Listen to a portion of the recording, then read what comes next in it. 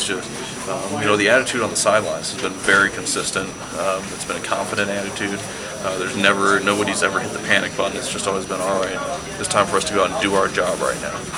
And so far we just haven't done our job well enough to push ourselves over that, whatever that 3-point deficit margin is at this point. You guys destroyed an 11-1 co-big champion or tri-big champion Michigan State team, and it just seems like it's somewhat downhill since then. Does that make any sense?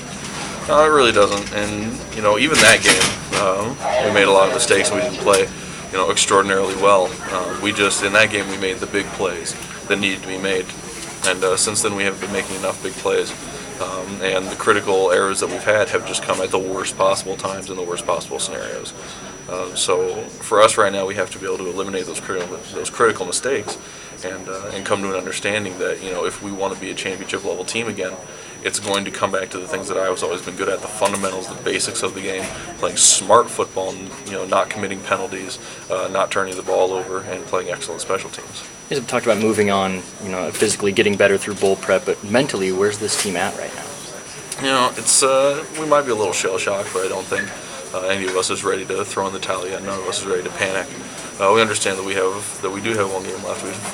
We've seen glimpses of how good we can be, and I think the great thing about the guys on this team, from the seniors on down to the younger guys, is everybody wants to see how good we can be. Everybody wants to achieve that level where every play, everybody's on their block, or the defense is flying around and everybody's getting to the ball. There's never really been a drop in attitude.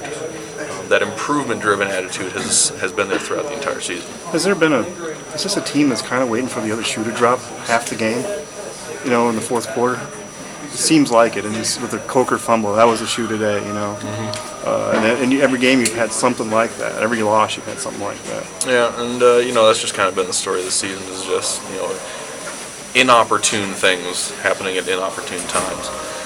So I think at this point we have to.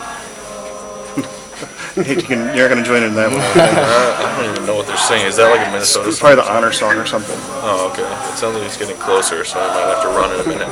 But what were we talking about? Sorry. The other shoe dropping. The other shoe to drop, yes. It's been the story of the season, basically, just inopportune stuff happening at inopportune times. We can't let it get us down. We can't start expecting it, if you will. We have to understand that we can, excuse me, we can push past this. We can get better. We still have a lot of improving to do, and if we do that, then we'll be able to eliminate these errors.